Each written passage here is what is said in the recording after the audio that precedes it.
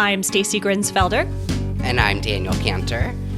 And this is True Tales from Old Houses, the very first Minisode. Minisode!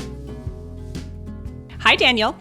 Hi, Stacy. And hello to the audience who probably is not expecting this extra episode in between regular episodes. It's not a big deal, you guys. Stop freaking out. Daniel and I decided to do minisodes, and maybe you could explain to listeners why we decided this might be, I don't know, helpful, or is it just vanity? What are we doing here? Well, my hope is that, the show follows a pretty specific structure, and we're both pretty chatty, I think, especially with each other, because we're friends. And so we were both, I think, feeling like we just need more time to, dish, and let's just do that. And so I'm hoping that these are fun and casual and hopefully interesting, and we'll see what happens. We don't know what we're doing or why. No, it's so true. Every time you and I record together, I think, oh my gosh, I could have talked to him for another half hour or another hour. And sometimes, me, I'm kind of the battle axe because I'm the producer of the show. So I'm like, we have 10 minutes, Daniel. And then I kind of cut off. There you go. We are cut off. But there's oftentimes more to say. So I'm kind of excited about this. Yeah. Minisode. Yeah, I feel like this is the, late night doing dishes, maybe having a glass of wine. You'd want us in your ears, right? I hope so. Here we are. So what you working on these days? After going round and round, Andy and I finally decided when we're going to put Blake Hill House on the market. Oh, wow. Yeah, so I'm not bearing the lead on that at all, but I called my realtor friend and I said, when is the best time to put a house on the market in Western New York? And she said March. And I guess it's because the housing market is really active during the warmer months. And then as soon as it gets cold, everybody hibernates and nobody wants to buy a house. Right. Yeah. And a lot of people, because we have such a long closing time, I think it's 90 days or something really silly. It's very long. And a lot of people like to get started early so their kids can finish up the school year in one district. If they're moving to the next district, they can do that, or a different district rather. They do that during the summer, then they settle in. Everybody's happy, start new school in the fall. So this March is not the March, no way, no how, because my daughter is still in school and the purpose for us staying here was so she could finish school, which is next year, which means we'll be listing the house March 2024. Wow. Yeah. So a year, 11 months. Yeah. So in one way, it sounds like, oh, that's way out there. And then in the other, it doesn't. No, it doesn't. When I look around and I see all the things we have to do, I think there is no way. And of course, I will not be able to get everything done. It's just not possible. But there are some things that must be done before a house can go on a market because nobody would want to live here if they were not. I mean, I'll take it as is. Well, you would. Yes. Yes. You have plenty of scrap wood in your basement. You could fix this place up in no time. It'll just be made of splinters and glue. Prayers. Yeah.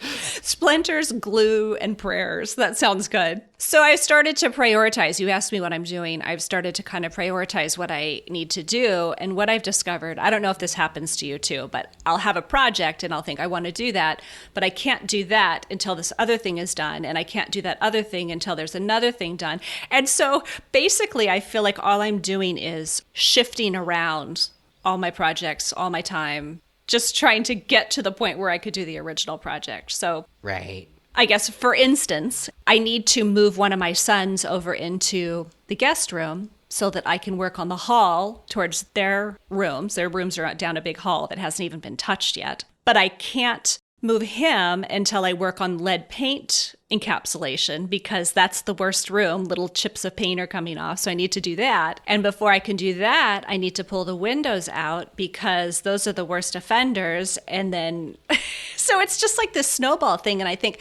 I should not be working on that right now. I should be working on the staircase, which is in pieces. But all of this stuff has to be done.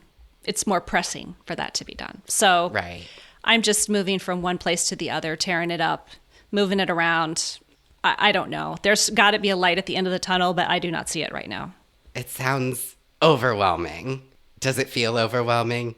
Well, it does. And I've never, ever thought of myself as someone who has like ADHD or anything like that. Like I think I'm pretty neurotypical when it comes to stuff like that. But I do feel like there's an awful lot of messages coming in and out of my brain trying to figure out how to organize this and get it all done. And I don't know what it feels like for someone who has, I guess it would be ADD, someone who has a difficult time focusing, not someone who is hyper focused. I don't know if there are any similarities there, but I'm finding it challenging, yes. I mean, it's just the scale of your house is really big, and you've done so much incredible work on it. But as we know, I mean, these houses you can literally just work on forever, and you know the list is never truly done. So, Right.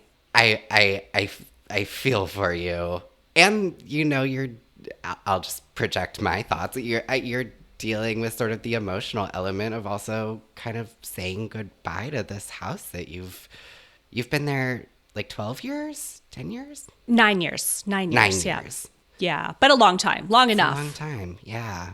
And it is emotional. And I think part of my overwhelm is actually not really having a chance to process that a lot, because I feel like there's just so much going on that I can't just fully sit in those feelings of sadness or, there's no grieving. It's just like work, Stacy, work harder. You'll never get it done. And like I said, I can't do everything. And there's no reason why I have to do everything. It's just what's happening inside my head right now. Yeah, it's a lot. I mean, I'm sure it might be a good thing that you're sort of busy and distracted, because 11 months is a long time to grieve, and Yeah.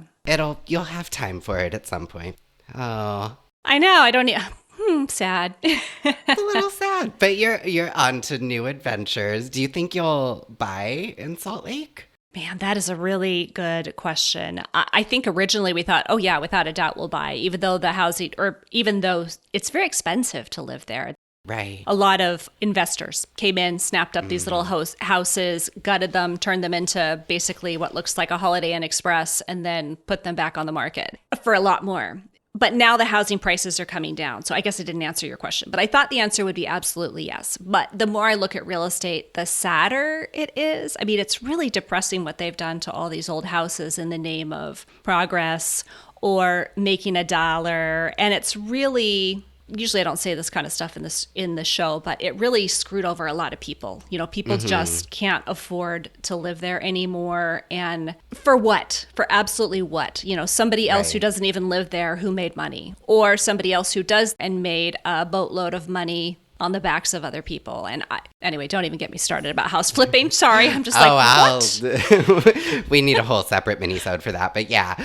We do. We should do one about that. Flipping destroys the house, but flipping also destroys the neighborhood and the city. It's just a mess. I tend to agree with that as somebody who is currently flipping a house. So it's a rich territory we can get into. How could you? How could you, Daniel? Well, you know, no one else was going to. That house was messed up. Well, if you're talking about the cottage, is that what you're talking about? Okay. Yes. That is the slowest flip I've ever seen in my life. So I don't think that qualifies. Me too. Yeah, it's been a very long time. I try not to think about how long. Luckily, I mean, the purchase price was low, and until pretty recently, the carrying costs were also quite low. I've had this is also not something we can get into because there's simply not enough time, but the house got reassessed, and it is now, according to the assessment roll, the fourth most valuable single-family home on my entire street. A unoccupied, unfinished, no C of O. Wow. So yes, I have sued the city of Kingston. It's a whole long story, but... Can we talk about that sometime? Oh, because that sounds interesting. Let's do that. Yeah, we can. I would love to. I will talk to anyone who will listen about it, because it's really messed up, and honestly really has affected my sort of sense of where I live and made me sort of think about maybe this is not my Forever City. But anyway, we'll get into that maybe next minisode. Yeah, that's a good one. And actually, I might have some resolution by then. So fingers crossed, because I can't afford my taxes anymore. So anyway, so yeah, it's partially the slowness, you know, totally unintentionally. But honest to God, when I bought that house, I really felt like I would be lucky if I broke even on it. And my thought at the time was that I could kind of subsidize some of the renovation cost with my sort of unique position of being able to work with brand partners and sort of get some of this stuff either for free or heavily discounted or whatever. And that was the only way financially I was going to get out of there without taking a loss. And the market has changed so dramatically since I bought it. So unless it really tanks, like, I'm going to be fine. And I'll make a good amount of money, I hope, and be able to repay my debts on it and maybe pay off part of the duplex or most of the duplex, or maybe dump it into another house. I have one in mind. It's just, we'll see what happens, but it's a slow and long flip, let's say. I don't think it qualifies as a flip. It's more like a, I don't know, what would you call it? Like a marathon with a jump at the end. Yeah, something like that. But it's kind of exciting. Like, I've been working really hard on it. Honestly, I will give credit where credit's due. Watching Brad do this lake house has honestly been really inspiring and sort of made me think about things a little bit differently and sort of reinvigorate my energy for this project and feel like, look at Brad, who actually hasn't really done this before, just really working through this efficiently and smart and not getting kind of overwhelmed by things that I tend to get overwhelmed about. And so I've tried to sort of channel some of that energy. And so literally right now as we speak, I was late to this recording because I had to get 6 more buckets of joint compound and drop them off because the house is being taped and mudded right now. I think I might be meeting a floor refinisher later today. Wow. You know, I'm just trying to kind of get her done finally. And the walls are a big deal because then it can be paint, and then the floors, and the really intimidating thing is getting all the plumbing done. So it needs a boiler, it needs, you know, the gas hooked up, and then fixtures can go in, and, you know, it really is getting close, and that's not something I felt in ever. So yeah, I'm really hoping. Can we have a painting party at your house? Can we come help paint?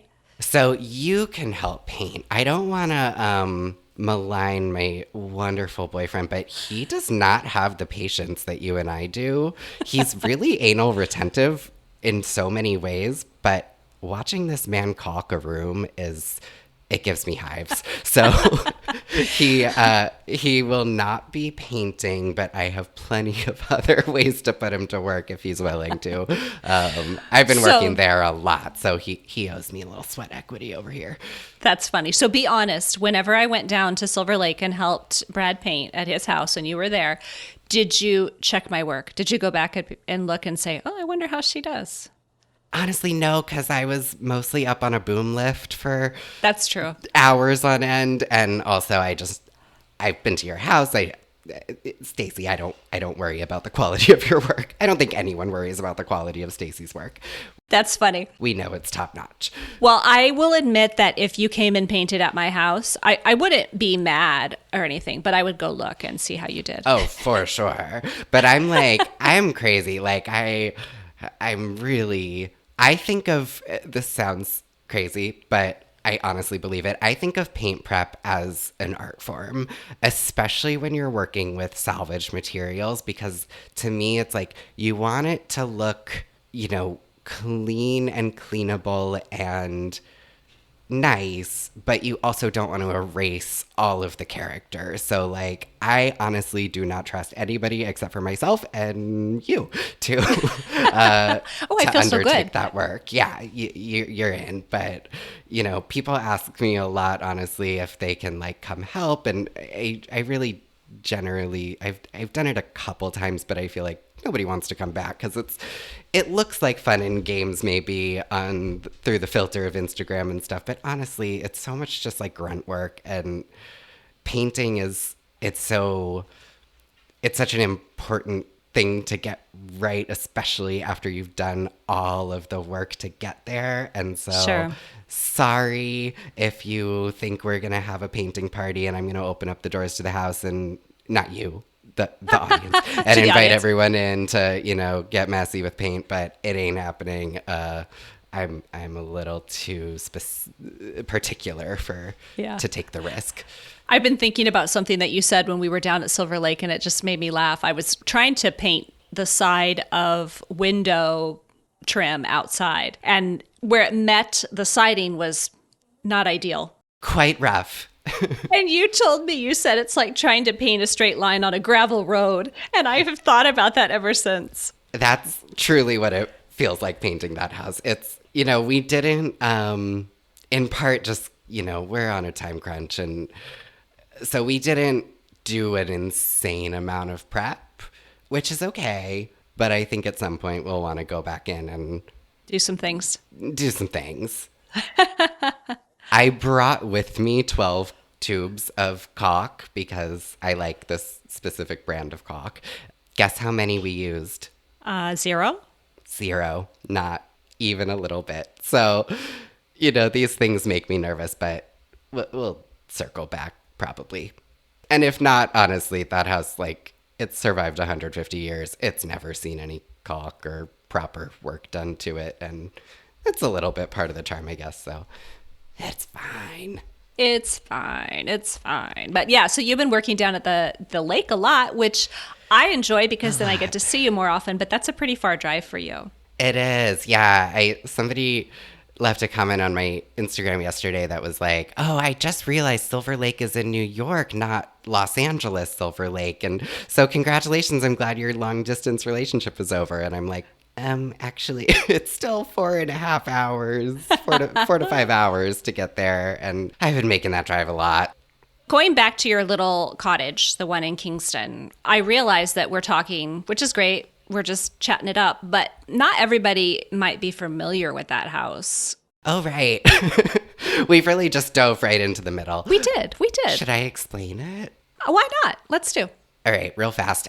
So about a year and a half or so after I bought my house, I was walking down the street and I see a for sale sign in front, or no, that's a full lie. I saw a listing on Zillow of what looked like a vacant piece of property, but then there were these pictures of this really rundown little house behind all of these trees and overgrowth and stuff. And so I walked down because it's literally down the street, and I had never even noticed that there was a house here. So it's a really funny house. It's on a 23-foot wide lot, which is super tiny. Yeah. And it started, so I've now reviewed sandboard maps and tried to sort of piece together the history, and you can tell just from the framing and stuff when things happen. So this house started as like a little kind of barn or some kind of outbuilding for the neighboring house, and then probably in the 20s it got like 3 additions, so like 2 on the front, 1 on the back, and became a house. But it's very small. It has like low ceilings. That's why I call it a cottage, because it really is like a little cottage. And it had no charm really when I bought it, but I've really tried to inject a lot of character into the house. And so at the end of the day, I think it's going to be a really kind of unique property in Kingston because it is smaller than most of these houses. It is, so therefore I think more manageable. It has, a nice little backyard, but it is little. And so, yeah, it's kind of like cottage living in the city. And people from like New York City don't think of this as a city as much as I do now, but it is. It's an urban area. And so you're 5 minutes walk to our little uptown kind of business district that's super cute and has restaurants and bars and everything. And so, yeah, I really hope that somebody owner occupies it and enjoys living there. Mm-hmm. If I didn't love my house so much, I mean, I really think it'll be a nice house to live in. Like, it's efficient and just cute as a button. Is it about, do you think maybe 1,200 square feet or something like that? It's actually like 1,400 square feet. Okay. So I was close. You were very close. It's not tiny, tiny, tiny, but I think the rather low ceilings, which I now find charming and sweet, they make it feel not as big as it is, maybe. Because I see these like kind of 2-story with an attic Victorians around the neighborhood, and they're square footage wise, they're actually about the same, but they seem like a bigger house. So Right. anyway, I sure hope it makes somebody happy and they don't just Airbnb it. That would be a bummer. So you're almost done with the cottage. You call it Blue Stone Cottage. Is that right? That is right. Yeah. Okay. You've been working there. How is it different working on Blue Stone Cottage that belongs to you versus working with Brad on a cottage that belongs to him, but you're both invested in it? Yeah, I mean, it's interesting. Let's get vulnerable for a second. I guess when I bought my house, not difficult to figure out. My life has been on the internet for a long time. I was with somebody, and I very much was thinking that this would be a project that we would do together, and we'd be one of those happy renovating couples that, renovates the house together, and then maybe we get married in the backyard or something like that. That did not come to pass.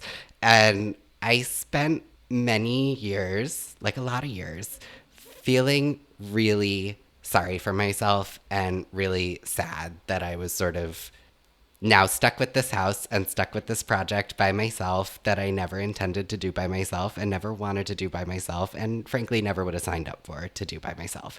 And then I sort of went through a period which if you're listening to this and you feel that way, I would invite you to try to retool it as sort of empowering that you can handle it on your own. And maybe the expectation is dashed a little bit, but there can be a new value in rethinking it as, I got this.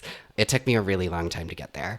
And then now it's sort of come full circle in a way. Never expected it to be on a house like Brad's at the Silver Lake Institute, but, it's really cool, and it is really different than working on my own. So I feel like people ask me, like, you kind of do this like 5 days a week, 7 days a week already, and then you're going and doing it elsewhere. Aren't you tired of doing it? I'm just like, Sure. like, yes, I am like physically tired, but I'm also, it is so different to work with somebody and work with somebody who is capable and competent and willing to learn and not dragging his feet. I think we have this very similar kind of working style. It's a lot more fun. And I sort of hate to, I guess, essentially say the thing I wanted all along and then convince myself I didn't really want is actually the thing I want. But, it's true. And it's really fun. And then I come back to my own project and it's a little hard to kind of be in there toiling by myself after the excitement of doing it with somebody else. So Right. I don't know. How do you and Andy sort of, I feel like you do the vast majority of the work on the house. Is that accurate? Especially now because he doesn't live there anymore. That is correct. I found myself, nodding my head when I was listening to you talk, because I guess if we're both getting vulnerable. Andy and I did also buy this house together. We are happily married. We love each other. I can't wait to see him again full time instead of living apart the way we are now. But when we bought this house, I really thought we would be working on it together too. And then it turns out he does not like this type of work at all. And he was very happy just to let things go, whereas I didn't feel like that was a good idea. So it kind of became my project, my responsibility, the physical load of it, the emotional load and of the whole project. And this is not to disparage Andy in any way, because No, you guys are like spending time with the two of you. It's like, oh my God, #goals. You're so sweet to each other and Aw, thank you. clearly very in love. We are. But yeah, there was a certain amount of letting go of the idea that we would be working on this together and this would be our fun project and we would both enjoy it. And I had to move through that as well. Now, we've been married a really long time. We've been together a long time. So it's possible, I can't say for sure, but I moved through it pretty quickly, I guess, and didn't spend too much time in the resentment territory, which is good. That's no fun in a marriage whatsoever. Yeah. And kind of came to the other side that, this is what I like to do. I like to do this. It's my hobby, but it's also my livelihood. This podcast came out of it. My window restoration education came out of it for the most part. And so it's brought me a lot of good things. And you were talking about reframing. That's kind of how I reframed it. It's empowering, but it's also like this house has been a gift. It's brought me things I didn't even know that I wanted in one way. And it also brought me things that I didn't even know were possible. So for that, I'm happy. I love that. I think with anything in life, it's hard to sort of have an expectation, have that become not the reality of what's happening, and be able to turn around and still enjoy it just in a different way than you were thinking. And it sounds like we both got there. So it's possible. If you, the listener, are in that place, it is possible, and it feels good. Well, I think we're about ready to wrap up this first minisode. What do you think? I guess so. I don't know. How do we do this? We didn't know have either. any breaks for ads.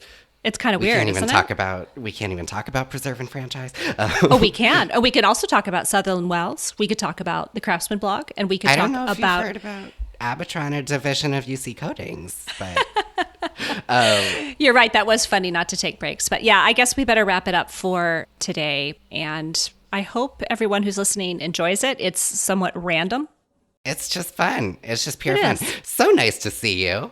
So nice to see you too. And I'm just going to say thank you for listening to True Tales from Old Houses, the very first minisode. Thanks for joining us, everyone. Until next time.